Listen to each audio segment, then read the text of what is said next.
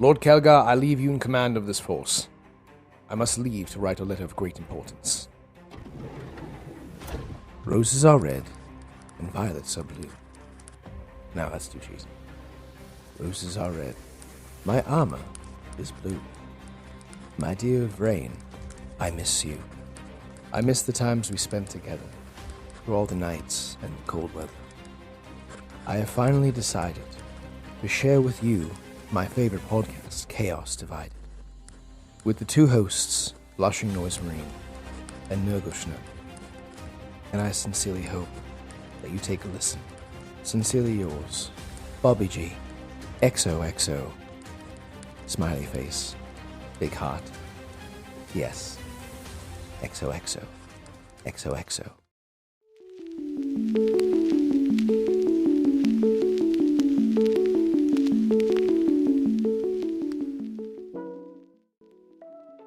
Welcome to Chaos Divided, your weekly dose of Wholesome Hammer.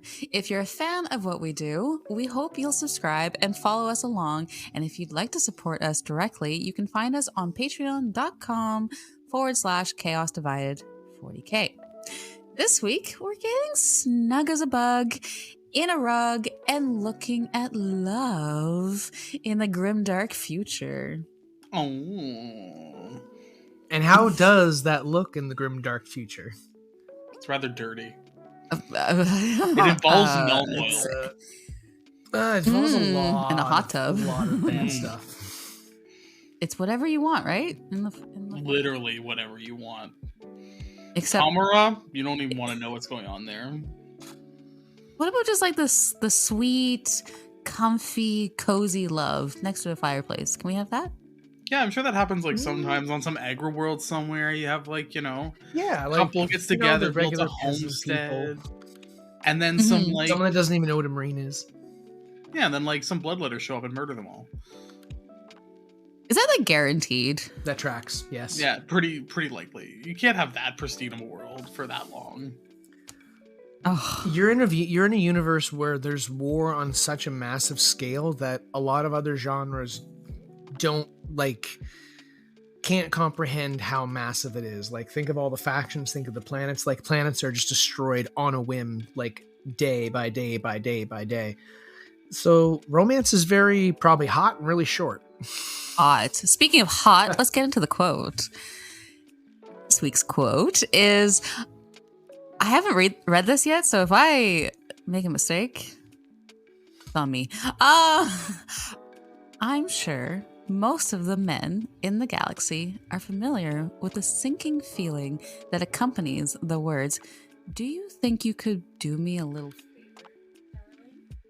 But when the woman asking the question is an inquisitor, it's even less wise than usual to say no. In regards to Inquisitor Amberly Vale, whom he had a very special relationship, Commissar... Oh, is that the end of the quote? Yeah, the no is the end of the quote. This is just a little more context. Bonus context. But the period after the quotation, we talked about this. I'm a Ron Burgundy. You're Rod somebody. Yeah, I'm Ron Blank. You are Ron Burgundy? I am Nurgle Snurgle. I keep waiting for the What did I jazz. just read? Did I read it? So that is a correctly? quote from Commissar Caiaphas Kane, and yes, it is in regards to his on-again, off-again inquisitorial love interest / friends with benefits / she's an Work inquisitor and you do what she says. Friend Amberly Vale, who is actually the narrator / I don't know, writer of the Caiaphas Kane novels, like in universe. In regards to ranking, is she a higher ranking than Caiaphas Kane? Yeah, extremely, pretty much yes. goes like the okay. Emperor and then an Inquisitor. Inquisitors get to tell Space Oh. Marines what to do. Inquisitors can tell everybody what to do. They So- even tell other Inquisitors what to do. Didn't I ask that the Arbiters? And I was asking if like a Space Marine or like an Arbiter could tell a Space Marine what to do, and you're like, no one tells a Space Marine what to do. Inquisitors. I said No. for the most part that like an arbiter is like Okay. a top. An inquisitor is Yes. like the like top secret Human. element of the CIA that's overthrowing governments and like you don't hear about. But human, right? And also in charge. Yeah, they're human. But they're human. Yeah. They can die.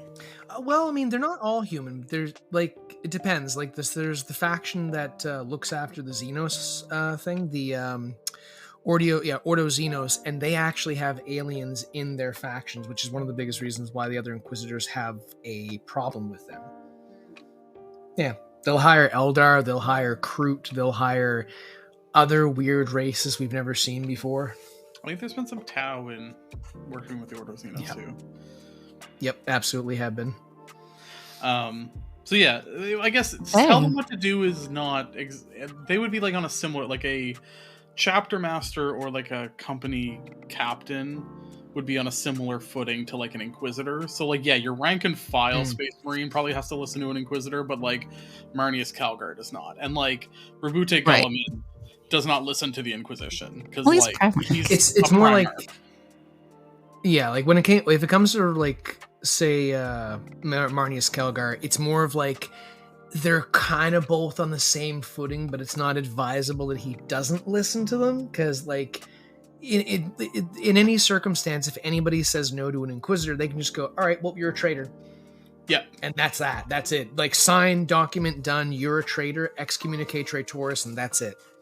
Oh, by the way, as you can tell, we have a guest this week, and that is Blood God. Hi, and everybody. he's here to guide us into the love of Warhammer. I am not guiding. I'm throwing rocks in the water and seeing what happens. I know we were getting into the in-depth nature of ranks within Imperial Society, so we're off to a good start for a love episode. That would be a really what cool... an intro! Yeah, an intro that should be like what under a minute. We're 10 minutes in.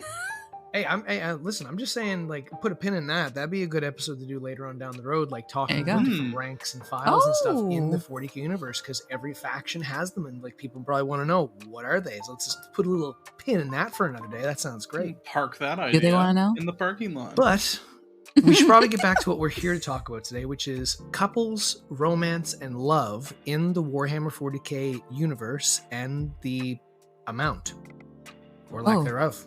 Oh. Yes. You think there should be more? Lack of love. I think there should. There's a little bit. There should be. I mean, there's a few like small little romances that I've read in some of the novels, but they don't last very long. What's a romance in? Romance in 40k is like, you know, a boy guardsman and a woman guardsman. They're in a camp together. They have a hot, steamy night. They talk about their future and what they're going to do when they get off the planet. And then within a couple hours, they're sleeping together and the sirens are wailing and they get up and everyone's like under attack. They get their stuff ready. They go to the line and one of them gets their head blown off by an alien. The other one goes through grief.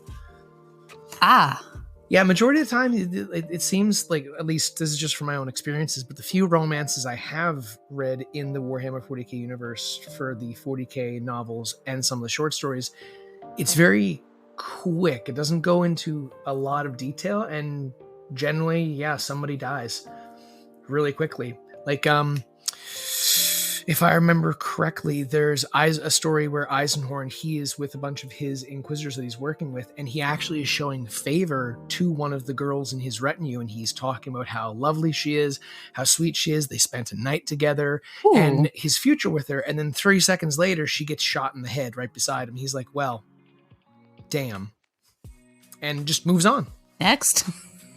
Yeah. I think there's less in 40k. 30k, like the Heresy, there is more romance. Yeah, there's a lot more. And there's still not a lot, but there's definitely more. Like Fulgrim, the novel Fulgrim comes to mind. There's a whole love triangle there amongst some of the Remembrancers that gets real dark real fast. And even I can't think of any of their names, but some of the Remembrancers that are attached to the Thousand Sons have some like romantic relationships with each other as well. Yes, with each other or Thousand Sons? Well, there's kind of, I know the one that Blushing Noise Marine's talking about. There's 3 of them together, and there's a gentleman in the group who has a thing for one of the girls, but the girl has a thing for the other girl that's in the group. Oh. Yes. complicated. Yeah, so there's a few love triangles in the heresy. There is a few relationships with, like, Lucius has kind of a weird relationship with a human at one point. He has a weird relationship with himself as well. Well, yeah, that's, I'm trying to think. Lucy's in his face. But even I think even the earlier heresy novels talk a little bit more about kind of like the brotherly love that, and like platonic love amongst the Astartes, like which again, I don't think it's talked about as much in 40k, but like when you look like the Luna Wolves and like Garviel Loken, and like how he talks about like his kind of peers, and they have this like very deep connection to each other, and like when he joins the Mournival and like what that means to him, like there's these like very intense relationships that he develops that often I find in 40k don't get discussed as much. Yeah, because well, like they've come so far from that. In the 30k universe, Marines joining their legions, it was looked at not only as a brotherhood, but they were family. They were like real family. We have a father. We are all brothers. We all have the same genetic code. We have that bond, and you can see that being built over the books. But in the 40k universe, it's vastly different. It's like you have this massive family out there of all these different groups that have all their different beliefs and religions, and nobody really gets along. And the level of brotherhood and love is not really there anymore. It's now just about duty, war. What are we here to do? That's it. Yeah, like even... the moment where Garviel Loken is joining the Mournival and he gets to talk with Tarek Torgadon, Horus Axaman, and if I remember correctly, it was Ezekiel Abaddon while the ceremony is going on. He even found it strange because it came across as very ritualistic, which was frowned upon during that age because, you know, they were supposed to shrug off the idea of religion, fanes, and spirits and stuff. But they explained, no, it's a special moment. We want this to be special for you, so you remember it. This is us bonding as not just warriors, but as brothers, as friends. Like, this is a huge thing for you. So we do it at the light of the moon. It's not a real moon, but we still have it in the water, so it still represents this moment as significant for us. That is kind of a little bit more lost right now in the 30k universe. Sorry, 40k universe, but 30k, yeah, that kind of romance was really good. I even think of like Dorn and what is that captain's name? Like the first captain of the Imperial Fist. Sigismund. Is it Sigismund? Yep, Sigismund. I know. Is he around exactly that long? What you're talking about. But yeah, they have like a kind of this very endearing, like disapproving father, like as son who's like trying to earn the admiration of his father constantly. Relationship, which is very much like. Very much is portrayed as sort of like a father-son relationship, but in a much more positive way than I think a lot of other relationships. Like Horus has a few of them, Magnus has a few of them, but I think Dorn and Sigismund actually have like a far more functional father-son relationship than a lot of them in Warhammer, even though it's kind of messed up. It's better. It's better. It was better until the very end of it, where he's yelling at him saying, "I am not your father, and you are not my son." I did not know that happened. Yeah, so I think there's a point. I don't know the actual facts yet because I'm still reading the book, but something Sigismund did to betray his faith with his father, and I think it had to do with him believing that the Emperor was a god. He believes the Emperor is a deity, and his father just like Dorn tears him a strip, like absolutely the worst, like dressing down he could ever give him. It tells him, "You are not going to speak of this to anybody, and not a single person will ever know of my judgment here today. You will continue to live with the shame of you in this moment." He mentions something along the lines of like, you chose to go along with this faith, then actually answer your duty. And he goes, "But father," and that's when he yells, "I am not your father, and you are not my son. You made this decision, and now you can rest with you. The rest of the Legion will never know of your shame." Never mind. Dorn gets the bad dad of the year again. That's brutal. Never Okay. lost it. Never. It's bad. It is really, really bad. Like, there's even afterwards when Sigismund's thinking about it, and he's just destroyed, absolutely destroyed. His father's completely disowned him because he decided to follow a faith than his actual duty and what he was told to do. Yeah, well, you know what? Maybe talking about the relationship, because there is more of a relationship, that fall is that much harder. But yeah, that's Yeah, Dorn's a dick. yeah, he is. But you know what? You are making a point about each of the Primarchs where their equerry, or that one person they were close with, that's a really like bonded relationship to in each one of the legions, and they all differ in very vastly different ways. Like, think of Araman with Magnus. I don't think Lucius was... Armin isn't the Lucy... equerry. What's his name? I'm reading a Thousand Sun book recently. You should think that I could remember his name. But no, Armin isn't... He's chief librarian. He's not... Ariel Arvida? Is it Arvida? I want to say it starts with an H. I'm going to have to look it up because it's bothering me. Hastur Sejanus. No, because doesn't he die? Harry. Harry. Well, he becomes somebody else. No, because Aemon. Aemon. So like Ahriman, but you just Yeah, I don't know if he has a last name. It's drop just the R. I think he's the equerry. Oh, Like Malagurst wow, is so Aaron. Horus's equerry, even though Malagurst like isn't. He's just kind of like a weird guy. Malagurst the Twisted. Yep, that weird dude. Yeah, so like the Okay. equerries are also not necessarily like the lead, like a leader role. It's more of like the voice of. Yeah.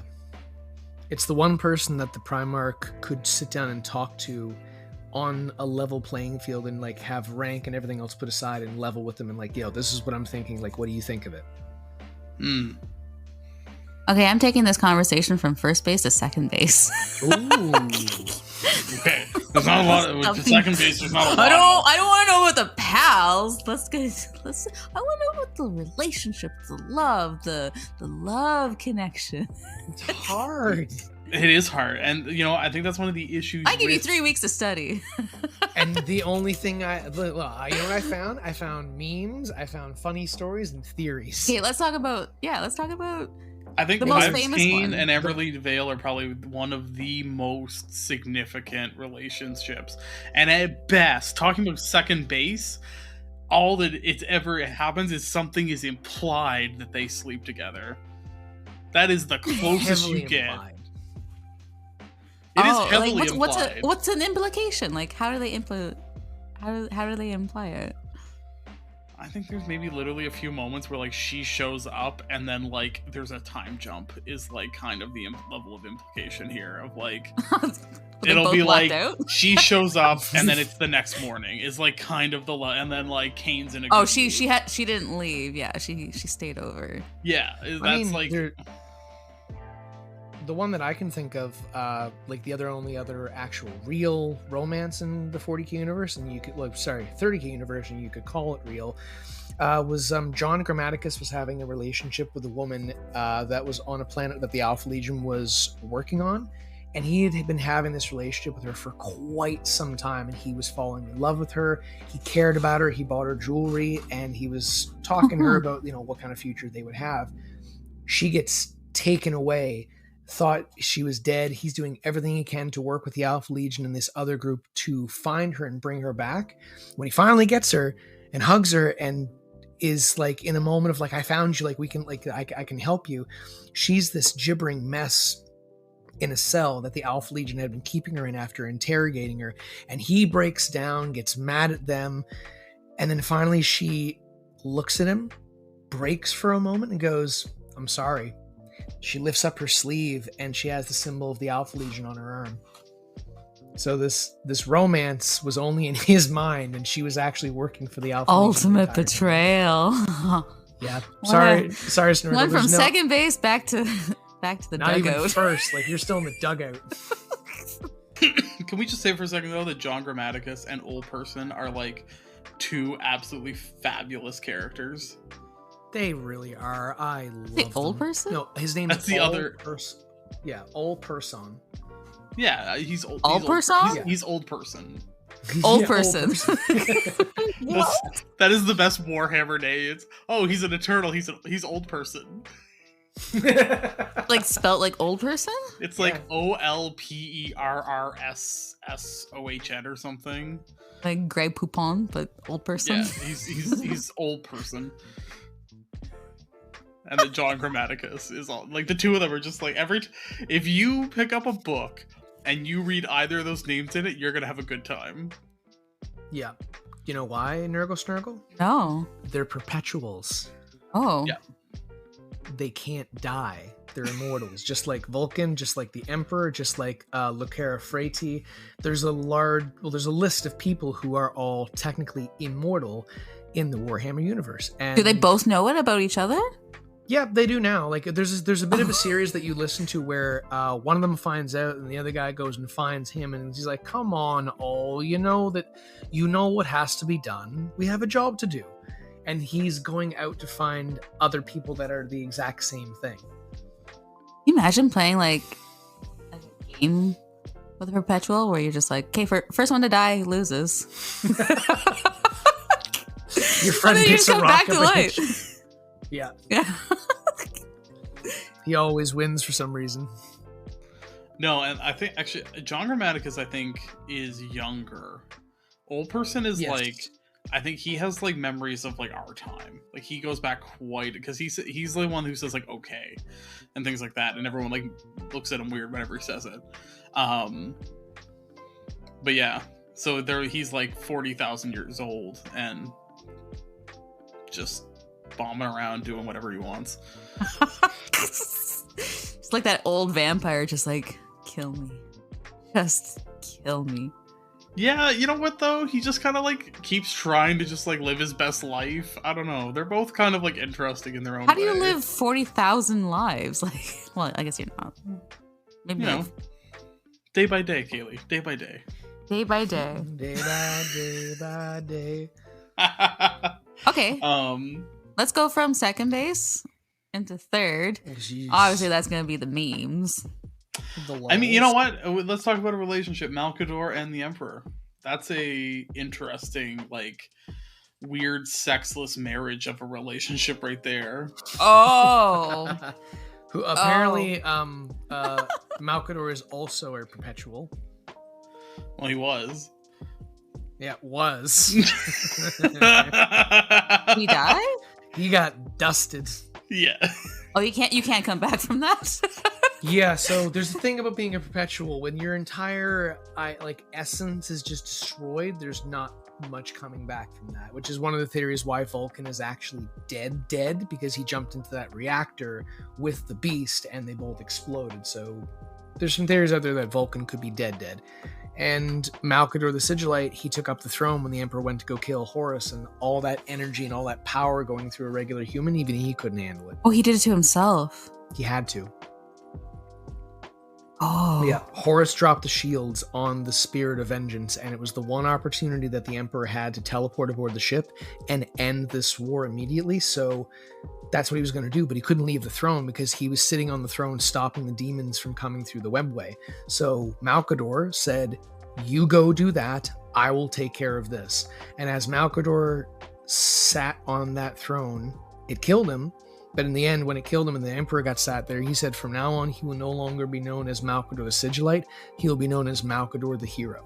Because he gave his life to hold that gate so the Emperor could do So what he the needed Emperor to do. knows he's dead. The Emperor watched him disintegrate in front of him. Heartbroken? Last thing he got to see before he passed out and got sat in that throne. So you don't know how he feels. Don't know. His last words were those words, and then he was just like, ugh. Yeah, because he can't live without Malkador. Maybe. You know what? Honestly, there is a lot of, like, I don't want to live. even like the Primarchs are somewhat jealous of like Malkador at times, because Malkador's like the only Oh. he's the only one allowed near the Golden Throne. Like Dorn doesn't even know what the Emperor's up to most of the time, and Malkador and him are just like chumming around, just like doing shenanigans. Giggling. Literally, yeah.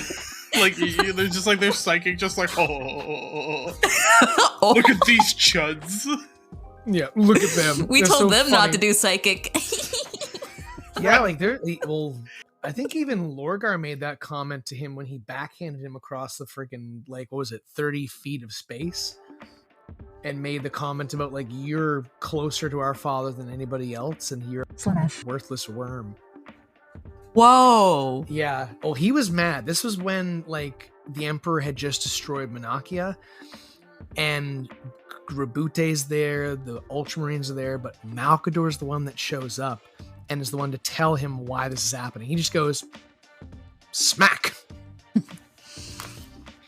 No, Malkador's cool. Malkador is like, he's like the puppet He's a master of thug. puppet master. He's like Alpha Legion level secrecy, but then also like Yeah. Magnus level psychic, and then also just like Yeah. ridiculous shenanigans. Like he's like the lion level like plans Yep. within plans. Like he is like better than all the Primarchs. Let's look at his portfolio. Besides the Emperor, second strongest psyker in the entire universe. Second hand to the Emperor, the Lord Regent of Terra. Whatever he says goes. Also, leader and like commander of the entire Assassin's Guild, or whatever they're called. The Adeptus, the assassin. What are they called? Officio I don't know Assassinorum. why I'm blank. Yeah, the Officio Assassinorum. He's like the lead guy and the creator of that. And the Grey Knights. And the Grey Knights and the Knights How, Errant. how does he have all these jobs? Well, I guess like he he's does. or did. He's a busy guy. What he can do, Nurgle Snurgle, is astonishing. Like Malkador is. Where did that come from? That's the thing. We don't know. There's theories out there of where Malkador came from. Some people believe that he was just a man that joined the Emperor's Crusade. Others believe that he was the guy who was at the last church when the Emperor destroyed the final church on Terra before, he started getting his plans together for the Crusade. And there was a priest there that he got to go and talk to. It says that the priest walked back inside the church, but that's it. And Malkador is here, so we don't know where he came from or anything about him. At least I don't. I've never done a lot of research into him. He's a very, very mysterious guy. Well, and if he's a perpetual, he could have walked back into the church and then still join the Emperor later. Exactly. That's the thing. He could have stayed there in the church. It burnt down to the ground around him. He stayed alive, and the Emperor just goes, "You obviously must have been meant to join with me." There you go. I mean, can they could see have been why friends people forever. think that. I can Yeah. see why people think that he's been sleeping with the boss. Yeah. I mean, like, the guy had so much power. Like, besides the Emperor, Malkador had, like, the power. So if the Emperor passed away, would Malkador take over? I don't think so. He wouldn't be allowed to because no one would have let him. But yeah, I think it's still, if the Emperor had died in different circumstances and all the crazy blah blah blah didn't happen, it would have been one of his sons. But I have a feeling Malkador would have had a strong influence on who would have been taking that spot.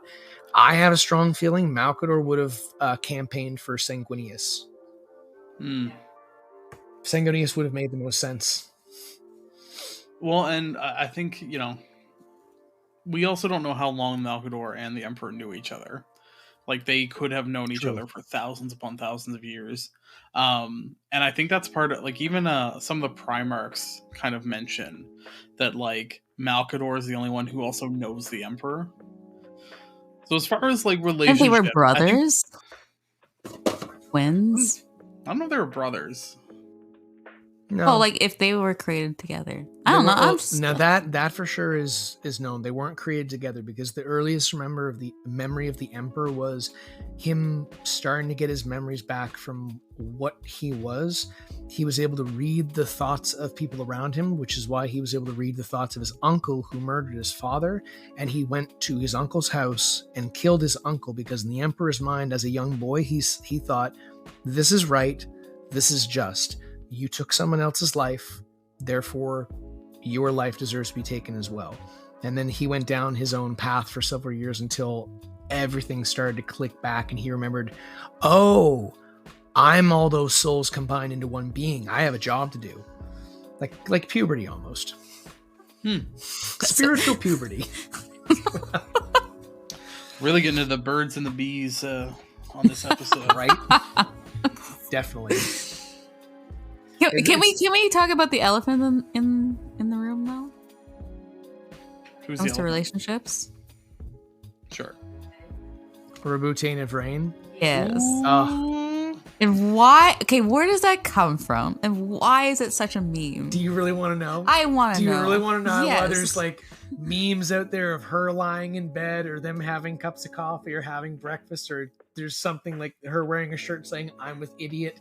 You know All my of that favorite part about that literally- is Gulliman Yeah. can't take that armor off, so all of this is happening, and he's just wearing an entire suit of power armor the entire time. Yeah. can't take it- The he whole can't take it time. off? Can't Can't take it the armor off. It's what's keeping him whatsoever. alive. He's At still all. like mortally wounded from Fulgrim's No, like he, poison. he is like now he can, but during the whole crusade, when the time he woke up to the point where it was after the plague wars, after everything happens, the crusade is done, he could not take that armor off because it was literally keeping him alive, healing him. Like cycling his blood to get rid of the poison from Fulgrim, closing that mother of a wound on his neck, and actually like making sure his systems were working and alive. Get decapitated? No, but during the battle before Gilliman was like taken out of the picture, Fulgrim got a lucky hit in with one of his blades, and it sliced across Rabute's neck. And he Would Yeah. Fulgrim call it a lucky hit? I mean, kind of, No. yeah. He would no. I don't he would know, just like, be like, from- I from- intended Look, to. from where I was standing, he was losing that fight. He like Fulgrim Gulliman's the turned one who into ends up like, mortally a wounded. petulant child in that fight. He got so mad. He could have killed Gilliman. He could have killed him. He really could have. But he let his emotions get the better of him. Yeah, that's Okay, what let's get back Fulgrim- into this. Yeah, Yes. that's fair. That's true. Okay, back into Yes. Yvrain. So and... Yvrain, that literally all comes from a short conversation after the end of the book Age of Darkness, where Gilliman wakes up and they're all fighting the Black Legion off to push them off. What was it? Ultramar? No, Ultramar's gone. It was Calth. Yeah, pushing them off Calth. And after everything's done and said, and it's a few years later, and Rabute Gilliman's got things reset, he has a conversation with Yvrain, and all it said is like, "It was a pleasure working with you." With a smile on her face, "I look forward to it again." Gilliman smiling back. That's it.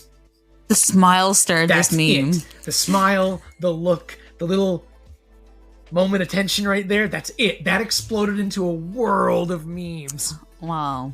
That's how Yeah. little love there is in Warhammer. That everyone, Yeah. That's they're like, Yeah, I will we'll- take we'll what take I can anything. get. Yeah, A smile? She fluttered she fluttered her eyes at him for like 3 seconds. I'll take it. Let's go. It wasn't written that way. Yes, you did. Bunch of Victorians getting a flash of ankle. Like, Yes. Yeah, that's literally it. Yes. Oh. Good Meanwhile, Lord. in the Dark Elder universe. There's not a Dark lot of Eldar love of the there. Dark. There's not a Oh, lot. but there's And more a than lot just of- an ankle. Let's point out the guardsmen and how many guardsmen the Imperium goes through. There's a lot of obviously, romance and love going there if they're turning out millions upon millions of guardsmen. Well, Oh, there's- are they like naturally birthed or? lot of Yes, them. and there's also cloning too. Yeah, It's legal, but they do Kriegsmen it. are cloned. Shh, they don't talk about that. Man, they what do you think? don't. They literally don't. They're just like, no. Shush, shush, shush, shush. Do they know what they look like underneath the mask? They do. Eh, Yeah, they're human. But sounds like ish. well, there's a few reasons and theories why the Krieg wear those masks all the time. Yeah. One, because they're used to going into environments where they need those masks to survive with the way their warfare was. Like, they nuked their own planet to defeat the enemy.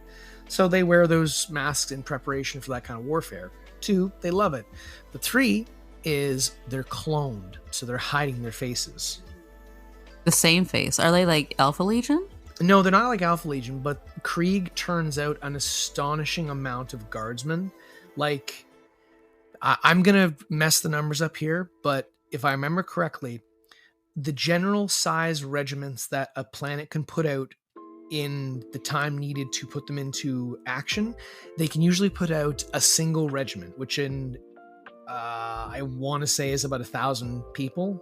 1,000 people in a regiment. I'm probably wrong on that, but they can put out one single regiment. After their war of 5 years, and the Imperium recontacted Krieg after they were done, within a 2-year span, they were able to pump out 8 regiments, and they were ready with another 5 2 years later.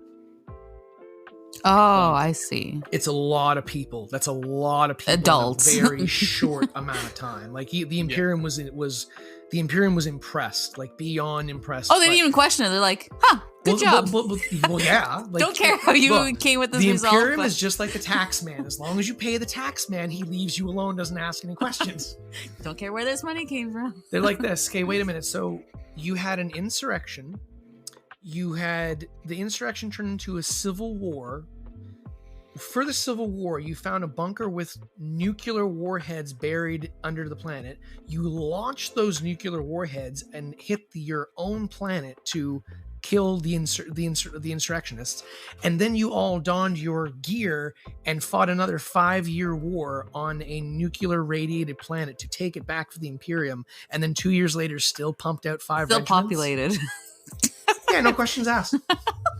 Why would you ask questions? No questions asked. Yeah, why would you ask any questions? Someone at the desk was like, listen, they're putting out this many regiments. We're not going to ask any questions. But I'll turn you into a servitor. Shush. And it was a chaos rebellion. So they were fighting like chaos tated. So any other planet rebels and they would go in and be like, okay, was there chaos involved? And then destroy the planet's population. But I'm pretty sure Krieg got they cloned so many soldiers that the Imperium was like, well, that's useful. No further questions. So Krieg could be a whole chaos planet that just sends clone soldiers out to the Imperium, and they could just be living their own best chaos life there, and no one would know. Well, with the level of prejudice they come down on the enemy, I'm not surprised the Imperium doesn't say anything either. They are violent sons of guns. Chaos Krieg. There's another one for the Krieg, a quote if I can remember. The enemy sent a... what would they send? Their immediate surrender. Yes, so the enemy sends their immediate surrender to the Krieg to issue them to stop bombarding them. They will surrender. Krieg continues bombarding for 5 more years. Is the story. Yes. I surrendered. Yes, and then checked for survivors, and then bombed again. They just... Like the bomb. They're violent. They love to die. Their whole deal is we will die for the Emperor because we are ashamed about what our planet did. Have you ever seen any of the memes where it's like what Kriegsmen do when they get to the end of the battle and they haven't died and they're all just like sad gas mask noises? I love that. Yeah. Okay, guys, we're landing on the planet. Shovels and happy gas mask noises. Like the enemy is defeated and there is no more chance of death. I saw a comic strip before, and it was a single Creed's guard when he was in a meadow. There was flowers. 2 kids run by. A mother and father walk by with their kid. A dog catches a frisbee. He looks at the ground, picks up a flower, sits down, and looks around and says, "This is hell."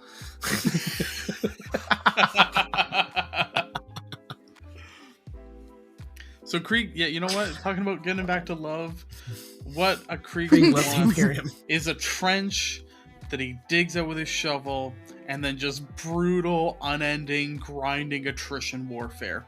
Mm-hmm. What the Krieg is to shovels is what the Mechanicus is to toasters. It's true. Why does it have to be a toaster? Why can't it be like a waffle iron? Blushing Norseman, you want to take this one? So when you want to put something in something, a waffle iron's there's no opening. You need an opening. And when you want to put something in something, it's good to have two spots to put something into as well. Well, if you're augmentically enhanced, then you have maybe more than one thing to put in the thing. So, if you're going to But put your sprocket in the spindle, then you might as well, have more than one sprocket. so, as an ad mech, who are they human or like are they Yep. cyborgs or? They're Oh, cyborg. okay. So they keep they the call them- genitals and then toasters. Sometimes, yeah. I think that is like When they get a bunch of toasters, they have what's called a bread party. They're all sticking things in to make bread or toast.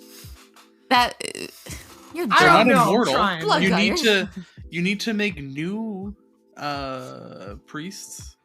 You need to, you Yep. need to continue. For all we know, every toaster has a microchip they're using to implant inside their brains. Who knows? They're weird. We just make the assumption because it's a toaster. Where did that come from? Because the first time I ever heard of that was on Text to Speech. The toaster? Yeah. There was someone talking to an inquisitor talking to a mechanicus guy. And he's like, "Where are the toasters that you promised us?" Oh no. Talking about old things, I have a mission I have embarked upon, and this is the first episode I'm gonna announce it. Back in the day, Las Cannons, the sound they made was Freem, and I want to make Las Cannons Freem again. What do they do now? What do they- I don't know. I never hear the noise. Nobody says they make a noise. Las Oh. Cannons go Freem. They go Freem. They used to do that? That was a common thing. People would be like, Las Cannons go Freem. I just thought it was like a bzzz. No, Freem. Freem. Freem. Freem. Las Cannons go Freem. My last cannon squad fires. Freem, freem, freem, freem. Yes! Literally! Be like, my Havocs will line up and fire their last cannons. Freem, Freem, Freem, Freem. What'd you bring today? I got 3 land raiders. What's inside? 3 last cannon squads. Freem, freem, freem, freem, freem, freem, freem, freem, freem. Basically a high-powered las gun.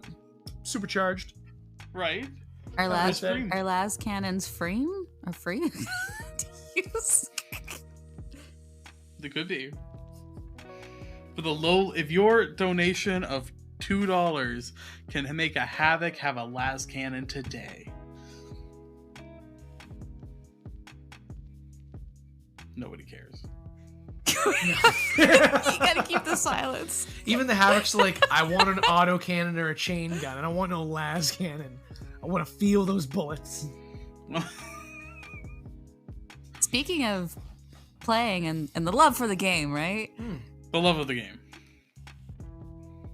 Boys Marine and I are gonna try out that winter data slate. I know. I'm excited. Is Blood God, are you joining us? I will attempt. I'll try. I'm not gonna lie. I haven't played a game in forever since the beginning of 10th. I played 3 games and I was like, Did you play 10th? me? I played, if I remember correctly, I Oh, played a couple times at Deckbox. Yeah, I played a game with Otto. I played a game with my friend Nate, and then I played one other game with somebody I can't remember. I don't think it was you.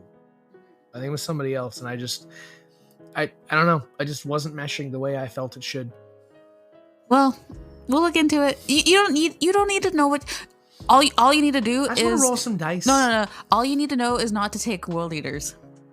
Why? You missed your time. No, I didn't. I did not miss my time. I read the new stuff. It's not that bad. I think Corn Demons are still in a better spot than World Eaters are, though. I was just about to say, Oh, you're not wrong. They're definitely. Jared just got Scarbrand. I think you can get him done in 2 weeks.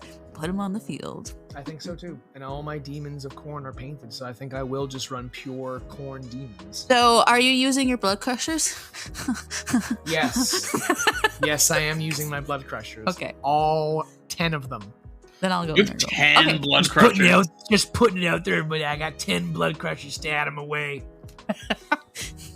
I think you should come. I think you should unleash that. I got upon the 90 blood letters. Bring it on, baby. world. You imagine? What? Look, I have a rule. I have 3 of everything. That Can you sounds like even 10 field of 90 blood letters something. anymore? I think you can only do 60. Unfortunately, you are right. You cannot. So we'll see what happens. Maybe that'll change someday. But I got tons of bloodletters. I got 15 fleshhounds, 3 skull cannons, at least 10 to 11 blood crushers, and now I have all the characters. Hell, I can bring Angrath if I really want to, just to have some fun. Ooh, that's a good idea. No, Is he Forge World? World. Because they got kicked out. They got the boot. No Forge World for Chaos. No love for Forge World.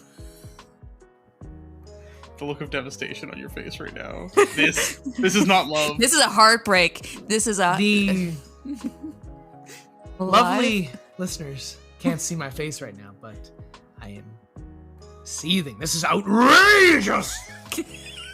The audacity, the unmitigated gall. What You are know gonna what do I'm hearing about though it? is I you've don't only know. played 3 games, so your skull and blood quotas are sadly unmet, is what I'm hearing. Yes, they are. Oh, but if you And- play if you play this GT, that's 5 rounds. You're hitting 8 games, I still do want to use my world eaters. and then next day, I guarantee really bad. the next day after you play your 8 games, I guarantee this. Now listen, Games Workshop is gonna change that wording where we can use our Forge World. So you need to unleash Angrath. I know for a fact they won't, but I know one thing I can. You don't know, do. James. No, wait. I know one thing I can do. I can put Angrath and Scarbrand on the same table together. Wow, Pay the points. Angrath? If I take World Eaters and then take an attachment with Scarbrand and some Bloodletters. I don't think you're fully grasping that you cannot use He doesn't have a data Forge World sheet. in 40k. He doesn't have rules. Wait, what did I say? You said Angrath. This is why I hate their names rhyme so much. Angron. Sorry, I meant to say Angron. Yes, you can bring Angrath. Yes. And Yes. What I meant to say was Angron and Scarbrand, not. But I think Angrath you and missed the Scarbrand. first part where I said don't play World Eaters. I don't care. I still want to. Okay, sure. Yeah. Listen. I read the chats after the whole thing happened, and a lot of World Eater players were like, I only had to remove one thing or change one thing. Only pulling your leg. I really hope so. Don't diss my World Eaters, man. Come on. I'm sorry. They're hot corn. Now they're like You know what? Eldar Gyro tier. sucks. How about that? Ugh. How you like that? Now what? Beasts are way too expensive. How you like it now? I know they are. I think we've lost the trail on love at this point. The love? Shall we Let's- maybe answer some of our questions? Yes. And some of the Let's do that. Let's show some love for our community. I think that's great. Everybody out there, just to show, it's hard to find love in the Warhammer 40k universe when it comes to real romance, but when it comes to other types of love, there's lots. Well, I'll tell you something that Papa always loves you. Nurgle loves his followers. And that's real love. That's fatherly It's love. right there. infectious. Well, Slanesh is also the You god could of say love, it's- but y'all made it weird, and now they're not doing okay, and now it's all strange. Well, Slanesh keeps so- asking the family members to sit on their lap. Ew. The mask is like, why'd no, you have to say I- family members? Why did you have to make it weird? because all the demons are family, aren't they? They're all related. Is it Olive Garden when you hear your family? Listen, look. All of the chaos demons are directly the pulled from the breadsticks. essence of each of the chaos gods. So in my Slanesh mind, has yes, they unlimited are breadsticks. family. Yes. As far as I'm concerned, Angrath comes out every morning and goes, "Hey, Breadsticks is Dad, what's bread- up?" We've lost this. All right. We haven't answered this in a while, so going back to our first Yes. episode of the season, I asked, which is your favorite champion of chaos? Who do you think won, folks? Aramon. Armin didn't even get a vote. Oh, crap. Typhus Put and all my Karn money on came them. in with 20% each, and winning is Lucius the Eternal. Ooh, Lucius. 60%. Of course it's 60%. Of course, Slanesh had my back on that. Of one. course. Love it. And I asked, who is your favorite character from Warhammer? And I've got Paul says, absolutely adore Typhus. The man knew what he wanted, set out to get it. Life goals, also the model that made me choose Death Guard. Nurgle in general. Here's hoping for a Terminus Est detachment. Oh, that would be good. Ooh. Mm. I'd love to It's see true. that come back. yeah. Hopefully, Death Guard gets some real solid love with their codex. Our wellness episode, so episode 2, I asked, how does Warhammer bring you wellness? Jackie Goob said, goblins silence my inner demons. If I keep buying goblins, I'll be safe. That's what I keep telling myself. Well, here in Chaos Divided, we are big fans of demons, so, you know, you don't need to silence them, but if the goblins make you feel better, let them make you feel better. And we're also okay with goblins and orcs too. Nah. Or the extended family. Yeah. Goblins and orcs are cool. Corn's cool with them. They're cool with me. They're like too. the neighbors you want to like bring over for your family reunion. Yeah, but they're also the neighbors that you want to live really far down the road. That you don't want to be the house next door. Yeah, not like the throwing distance. Yeah, you want them there, but not there. Yeah. like far enough you get a call ahead to let us know you're on the way. Yes. Okay, next question. We're still on how does Warhammer bring you wellness? Oh, awesome. Discord champion Ulfgar the Awful says, it allows me to interact with other folks that I wouldn't normally interact with. It also allows my soul to fly creatively.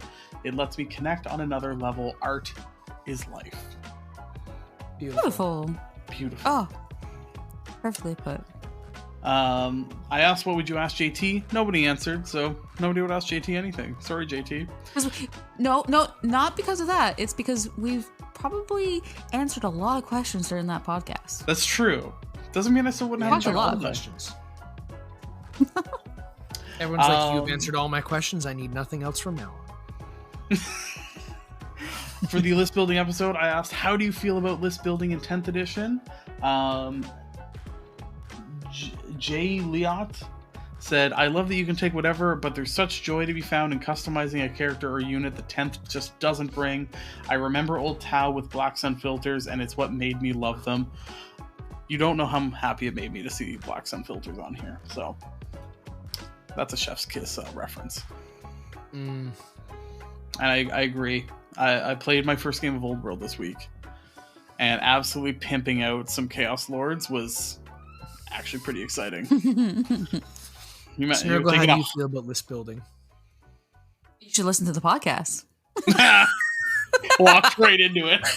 Well, I'm asking you right now. Right now. If you listen to that episode, you'll know how I feel about it. We just caught you as a non-listener there. Ruined it. You set yourself up. No, I set something up and you ruined it. And I had a poll for that week. So, do you miss previous editions list building paid war gear force organization chart? 100%. Yes. Let's go back. Ooh. I was a little surprised by that, honestly. I thought, hey, because it was either yes, let's go back, either or is fine by me, or no, 10th is the best. I was expecting a little either or. Yeah. Not 100%. Let's go back. I'm not surprised. Public has spoken. In my head, it'd be I'd rather customization over restriction.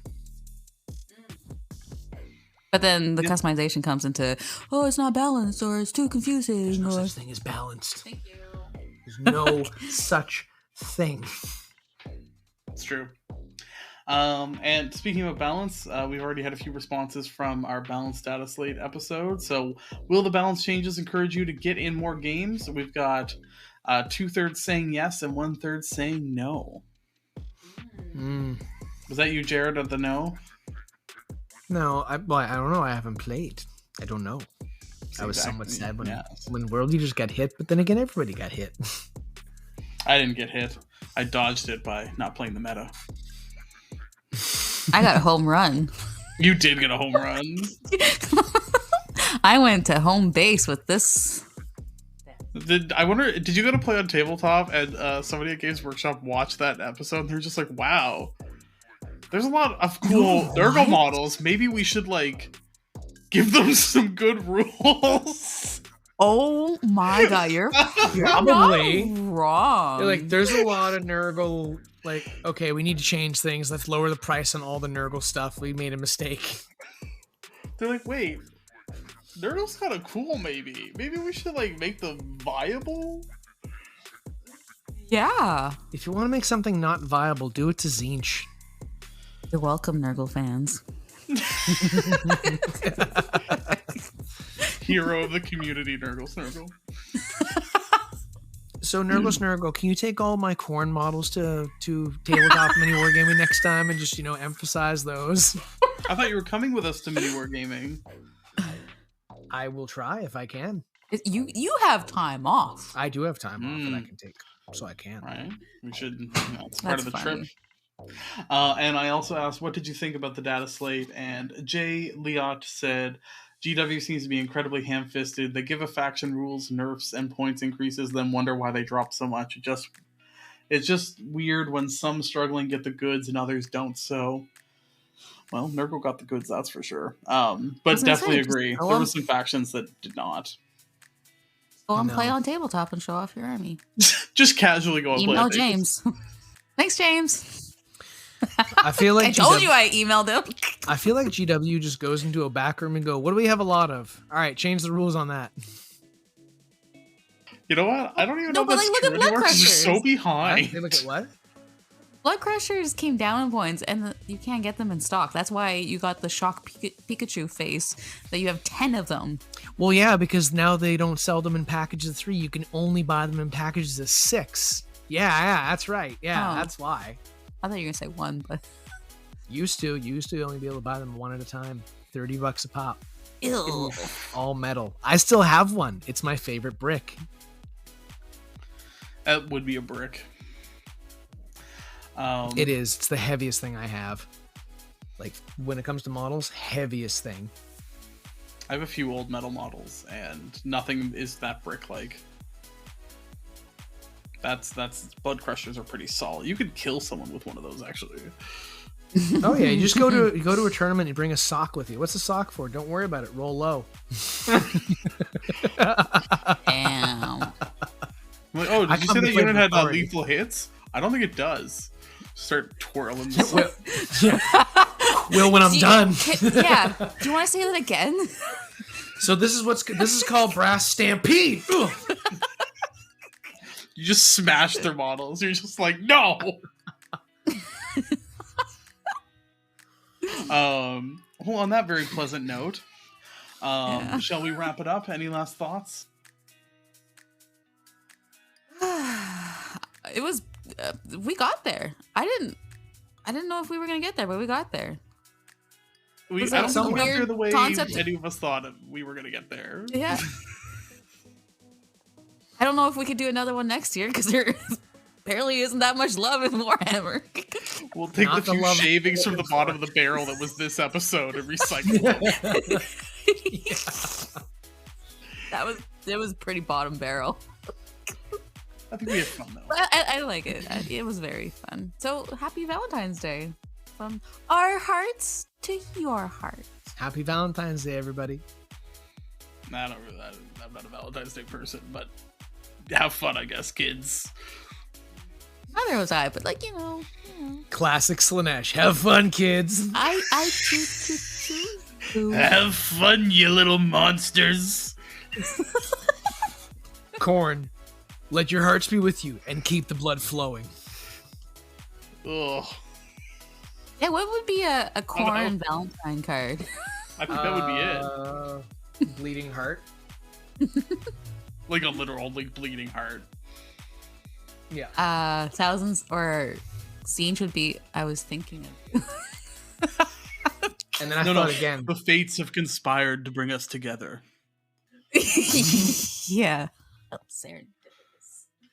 Ooh. Slanesh would just be let's Yeah. We don't need to go through all these twists and turns. Let's just get to it. I feel like Slanesh should be like, let's find a new way to Yeah. And then Nurgle would be, I love you. With a flower. A rotten flower, but a flower. It's like a daisy that's like kind of wilted. It's brown. A couple leaves fall off. Ooze coming out of them. A fly comes out. Suddenly the daisy has teeth and a mouth. Wants The to give you a stems kiss. are like eating the hand that's holding them. Psych, it's actually the Great Unclean One's finger. Any last thoughts from you? No, I'm talked out. So in that case, I want to thank you all for joining us. Don't forget to subscribe to Chaos Divided wherever you're listening from, and you can find us on Instagram and YouTube at Chaos Divided 40K. If you're a fan of what we're doing and want to join our growing Wholesome Hammer community, you can find us at patreon.com/Chaos Divided 40K and also support the show. And if you want to connect with your host directly, we're at Nurgle_Snurgle, at Team Blood God, and at Blushing Noise Marine on Instagram and YouTube. And until next time, bye-bye. Jazz music would be awesome. Have a good night, everybody.